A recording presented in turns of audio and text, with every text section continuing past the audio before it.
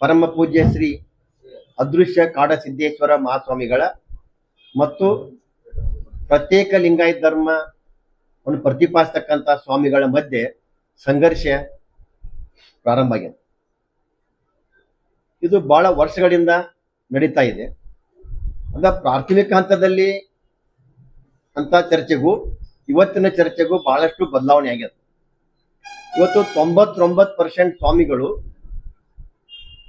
ನಾವೆಲ್ಲ ಹಿಂದೂ, ನಾವೆಲ್ಲ ಒಂದು ಅಂತಕ್ಕಂಥ ಸಂದೇಶ ಕೊಡಕೈತಾರೆ. ಪಂಚಪೀಠದ ಜಗದ್ಗುರುಗಳು ಕೂಡ ಹಿಂದೂ ವೀರಸ ಲಿಂಗಾಯತರ ಇರೋಣ ಅಂತಕ್ಕಂಥ ಸಂದೇಶವನ್ನು ಕೊಟ್ಟಿದ್ದಾರೆ.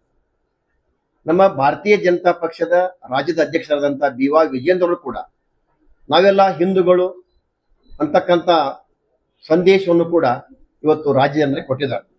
ಆದ್ರೆ ಕಾಂಗ್ರೆಸ್ ಇವತ್ತು ಹಿಂದೂಗಳನ್ನ ಇಬ್ಬಾಗ ಮಾಡಕ್ ಹೊರಟದ್ದು. ಬಿಜಾಪುರದ ಜಿಲ್ಲಾ ಉಸ್ತುವಾರಿ ಮಂತ್ರಿಯಾದಂಥ MB ಪಾಟೀಲ್ರು ಈ ಮೊದಲು ಕಾಂಗ್ರೆಸ್ ಸರ್ಕಾರ ಇದ್ದಾಗ ಹಿಂದೂಗಳನ್ನ ಇಬ್ಬಾಗ ಮಾಡ್ಬೇಕಂತ ಹೇಳಿ ಕೈ ಸುಟ್ಕೊಂಡಿದ್ದಾರೆ.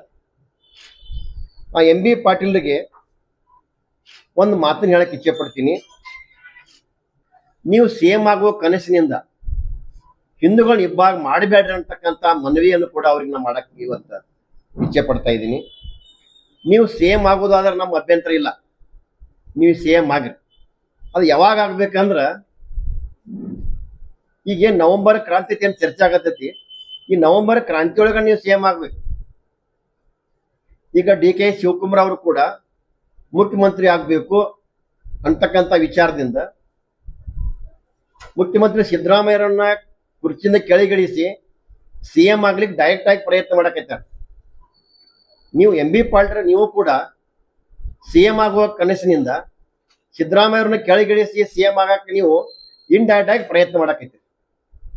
ಅದ್ರ ನಮ್ಮ ಅಭ್ಯಂತರ ಇಲ್ಲ. ನೀವು CM ಆಗೋದಾದ್ರೆ ಇದೇ ನವೆಂಬರ್ದಾಗ ನೀವು ಈಗ ಇದ್ರೊಳಗೆ ಆಗ್ಬೇಕು. ಮುಂದೇನ್ರಿ ಹಿಂದೂಗಳನ್ನ ಡಿವೈಡ್ ಮಾಡಿ ಲಿಂಗಾಯತ್ ನಾಯಕನಾಗಿ ನೀವು CM ಆಗ್ಬೇಕತ್ತೇನ್ರಿ 2028 ಕನಸು ಕಂಡಿದ್ರ ಸಾಧ್ಯ ಇಲ್ಲ.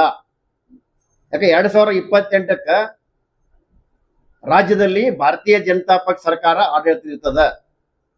ನಾವು ಇನ್ನೊಂದು ವಿಶೇಷ ಹೇಳಕ್ ಹೇಳ್ತಾ ಇದ್ದೀನಿ. ಅವತ್ತು 2028ರಲ್ಲಿ ಬಿಜಾಪುರ ಜಿಲ್ಲೆಯಲ್ಲಿಯ 8 ಮತಕ್ಷೇತ್ರಗಳಲ್ಲಿ ಭಾರತೀಯ ಜನತಾ ಪಕ್ಷದ ಅಭ್ಯರ್ಥಿಗಳು ಆರಿಸಿ ಬರ್ತಾರೆ. ಅದಕ್ಕೆ ನಿಮಗೆ ಈಗ ಅವಕಾಶ ಇರುವುದು ಈಗ ಮಾತ್ರ ಅಂತಕ್ಕಂಥದ್ದನ್ನ ಹೇಳಕ್ ಇಚ್ಛೆ ಪಡ್ತೀನಿ.